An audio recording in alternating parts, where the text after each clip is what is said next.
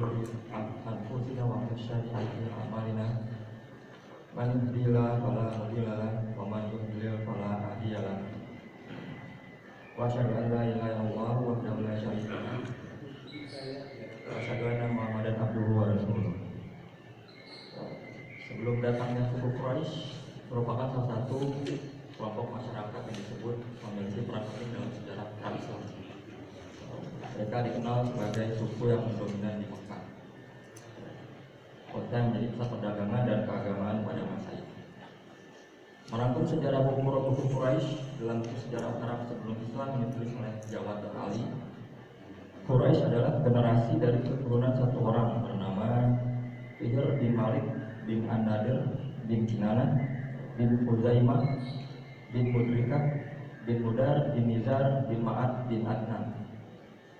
Berdasarkan istilah ahli nasab, mereka merupakan masyarakat Arab Musta'rabah. Sementara itu, mereka hidup sebelum Fihr tidak disebut suku Quraisy, tapi lebih dikenal dengan nama Kinanah. Keadaan sosial masyarakat Quraisy pada masa jahiliyah sebelum datangnya ajaran Nabi Muhammad SAW. Pertama, stratifikasi sosial dan status keturunan, kasta keturunan, perbudakan dan ketimpangan sosial, moralitas dan kebiasaan sosial, berjudi, minum keras, pesta sosial. 4. Kedudukan perempuan berada di posisi sosial yang lemah, tidak memiliki hak dasar. Praktik pembunuhan bayi perempuan cukup lazim karena perempuan dianggap sebagai aib dan beban bagi keluarga. 5. Kepercayaan dan sistem keagamaan. Kaum Quraisy menganut politeisme dengan menyembah banyak dewa dan berhala di sekitar Ka'bah karena perdagangan dengan praktik riba. Diabadikan dalam surat Al-Quraisy ayat 1-4.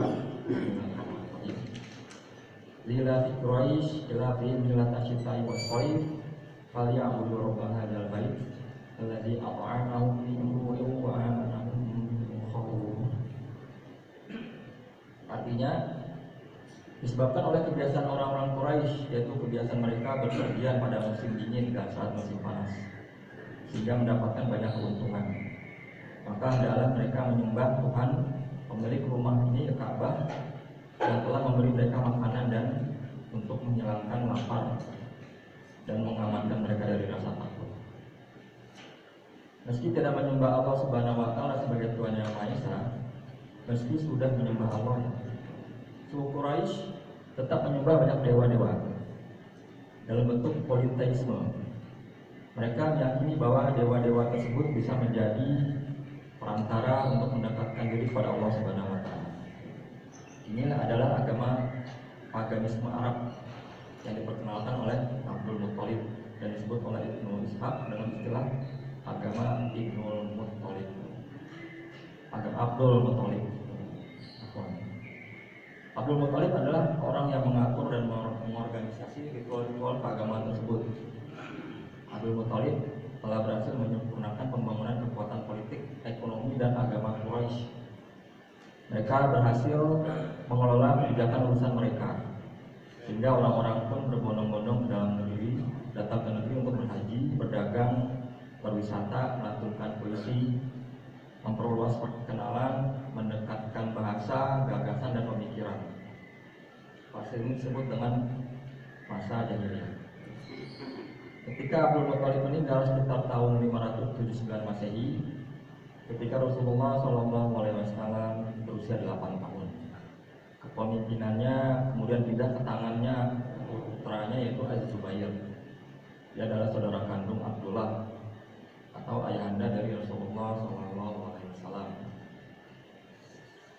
Dalam tata cara beragama, kaum jahiliyah juga berkomitmen untuk mengikuti tradisi keagamaan Nabi Ibrahim. Tetapi amalan itu dalam berbagai sisi sudah terkotori oleh hawa nafsu mereka, dan di dalam ritual haji itu telah banyak dicampuri oleh ajaran-ajaran baru yang berasal dari budaya setempat. Jadi agama Islam mereka adalah Islam sinkretis yang penuh bid'ah, khurafat, dan syirik. Pada masa jahiliyah dalam hal pakaian, kaum wanita telanjang bulat ketika mereka berjalan kaki saat tawaf, sedangkan jamaah pria memakai pakaian lengkap. Jamaah wanita harus telanjang, tidak boleh ada selembar kain pun, bahkan selembar benang pun menempel pada tubuhnya. Kaum wanita bergerak mengelilingi Ka'bah dengan telanjang, mereka hanya menutup kedua tangannya di depan kemaluannya.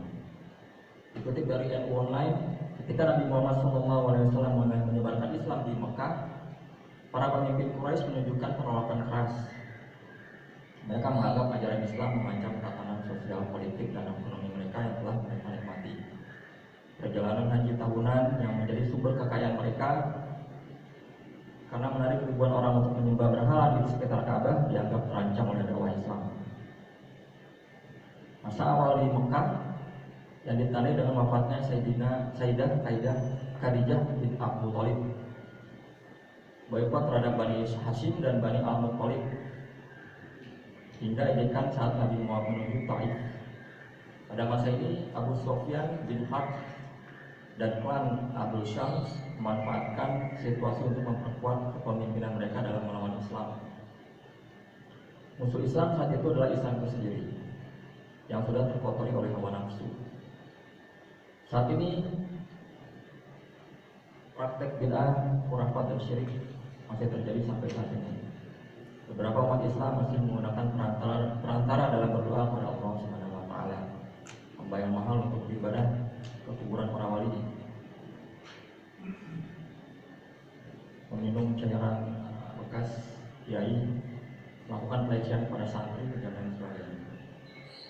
Pemahaman mubtadi atau ahli bid'ah, contohnya golongannya itu Rafidah, Syiah, Jahmiyah, Khawarij, Qadariyah, Murji'ah, Mu'tazilah, Karomiyah, Kullabiyah, dan juga kelompok-kelompok lain yang serupa dengan mereka. Di Indonesia, menurut fatwa MUI, antara lain LDI, Islam Jamaah, Salamullah, Syiah, dan lain sebagainya. Semoga Allah melindungi kita darinya. Allahu a'lam. Apabila ada perkataan saya yang kurang berkenan, mohon itu maaf. Yang benar dari Allah, sedangkan yang salah bisa dari saya sendiri. Assalamualaikum warahmatullahi wabarakatuh. Subhanallah wa bihamdika, asyhadu an la ilaha illa anta,